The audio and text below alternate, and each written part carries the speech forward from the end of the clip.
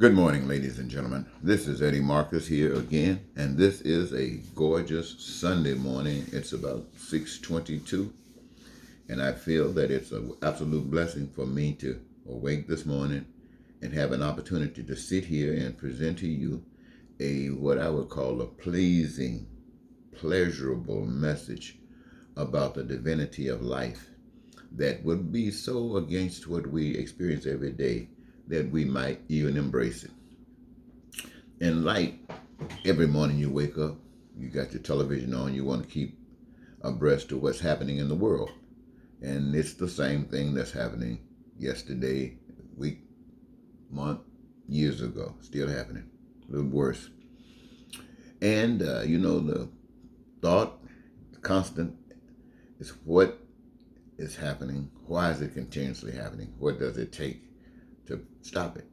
And these we've considered as long as the problem has existed. But for some strange reason, the solution, the answer just evades us. It just keeps running over here and running over there while we're running someplace different. And I was thinking this morning when I was listening to the media speaking on stuff, politics, things that the Democrats are doing, and how the ex-president Trump is still trying to run the country by moving his people to go opposite anything that the Democrats are doing. And you find the people who are so susceptible to any type of communication. And they only do this because they themselves are confused. And they are confused because they are living within a system that has violated them, the decrees of life, especially the ones that I speak of. And they are finding a lot of pain and suffering. So they are looking for solutions. They are looking for answers that would eliminate those kinds of things. And if somebody's speaking something different than what they've been hearing all the time, their hope is that perhaps this might be the answer because the other has failed. There's no doubt there. And so it's easy for people to be misled. Think about Alex Jones, Columbine killings, and planning students as actors. And I mean, when you first hear this kind of stuff, it can knock the heck out of you. And then you start paying attention, and they keep feeding it, and you pay attention, and they keep feeding it. They're not letting up. They keep feeding it, and whatever the truth is, it doesn't even come up. You don't hear anything about that. So you be fed the stuff. So after a while, you just, wow, you can't believe it. Next thing you know, if you're paying attention, constant and looking, and not sticking your head in the sand, you might run across the truth. They'd run across the truth to blow your mind. How can people get on a public access media and just lie to one another like that? I mean, just tell a bald-faced lie. Just lie. Look like it should be something to prevent you from lying to people. And then you got the leader of the country that spreads a lie that's designed to do exactly what they wanted to do. It might not happen immediate, but in time, it will. I was thinking about America's democracy this morning, and to me, it just appeared to me that democracy, as we have known it, is over. And it can never get back to that point where we have known it. No, there's too much dissent. There's too much animosity. There's too much hate that's been built into this thing. Not just the policies, but the policies because they represent how people feel about one another. People have been brought to a mode to hate each other, to hate each other, to hate each other here in America. America wasn't built on that. They told me it was built on people coming from different places looking for a common goal, an outcome. And they came together, they pulled together to do that. Now that has worked because for a certain period of time, but because it brought with it the cancer of treating other people less than human, it has festered to the degree that it has spread it into the basic community. And now you had the well, all I'm not gonna go back to the ugly stuff. You know what that is, but here it is today, hasn't progressed at all. It is sickening. And the thing that blows my mind, ladies and gentlemen, is that you cannot get people to talk about peace for everybody. The news media, how many shows on television? You see how many cable networks you have talking about the daily problems? You see how many shows? Everybody, all day long, all night long, they're talking about it. It's just thrown in your face, thrown in your face. What?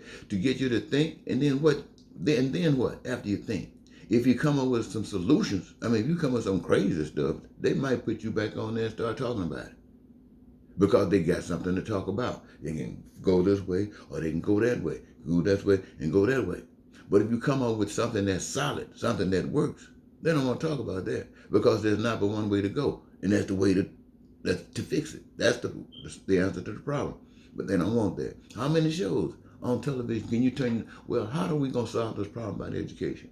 I mean, I'm not talking about the problem.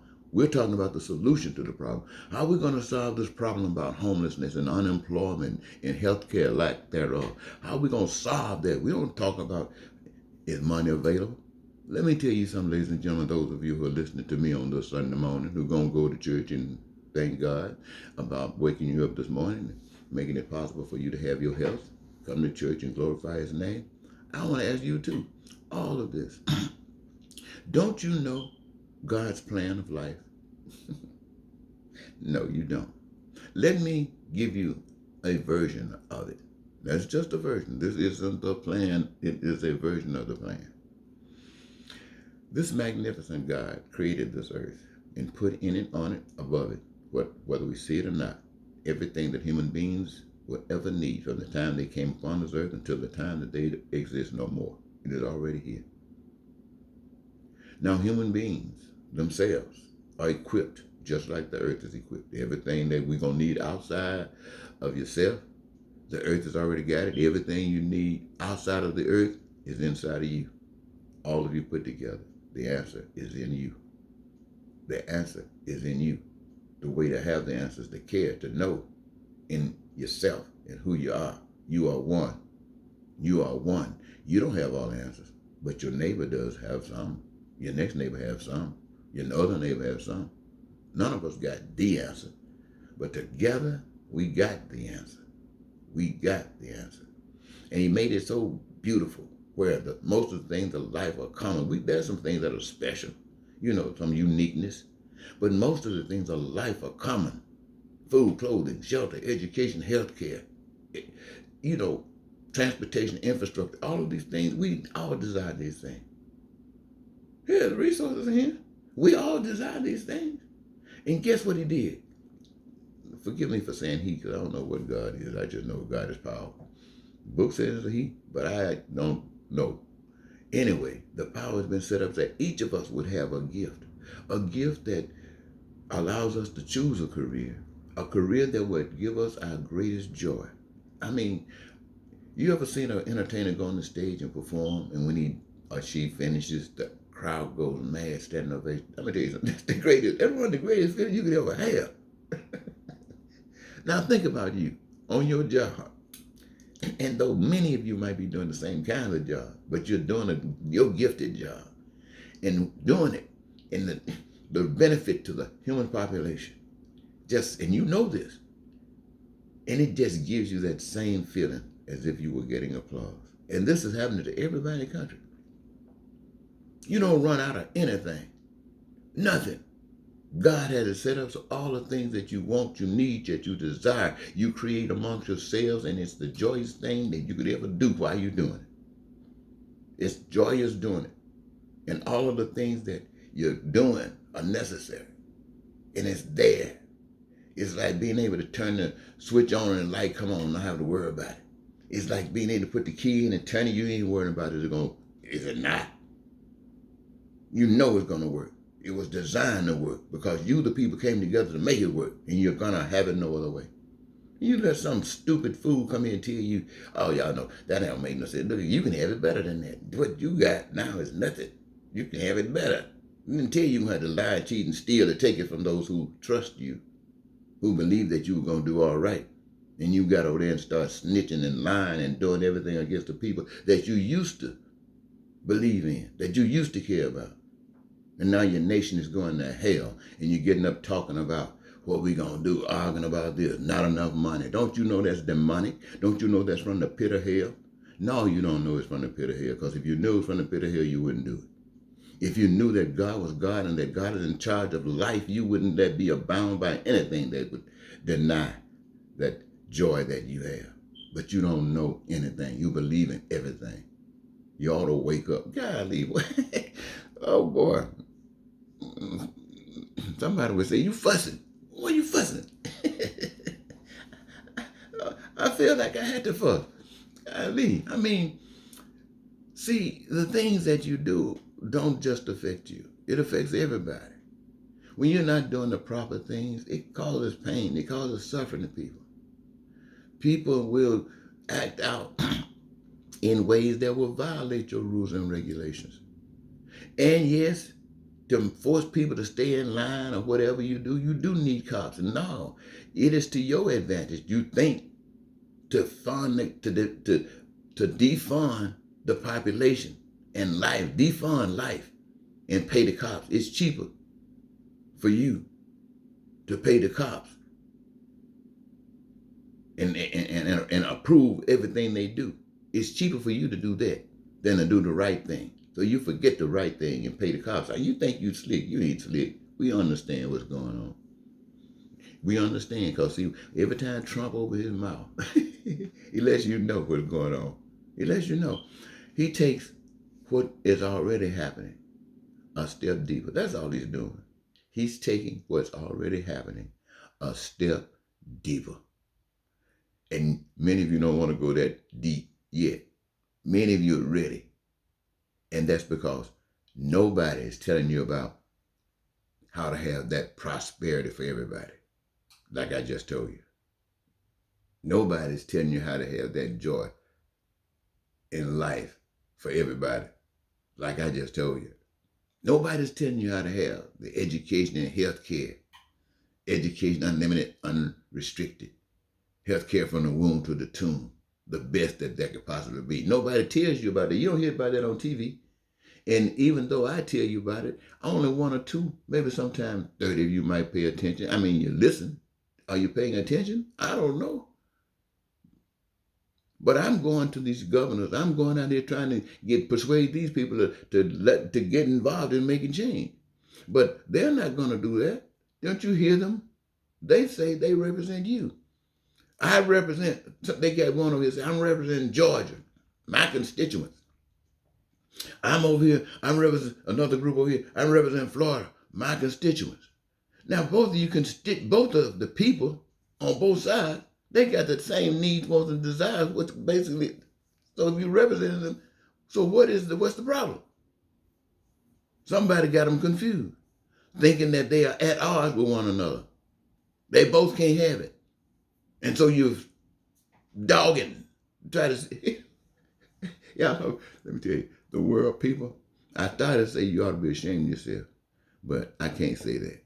I can't say that because it is absolutely a blessing for me to be able to sit here on the Sunday morning, knowing everything that you're going to hear at church today is the same thing that you heard at church last Sunday and the Sunday before. And it has done no good. No good whatsoever.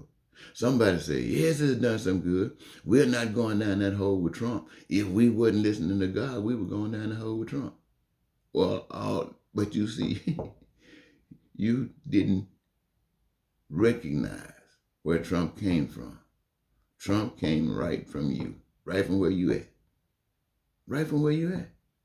So what I'm saying, where you at has the making for the Trumps. Not making you Trump. Why? Look at you. You don't even want to go back. You know you, oh my God. Look like I can't get away from telling you you all screwed up.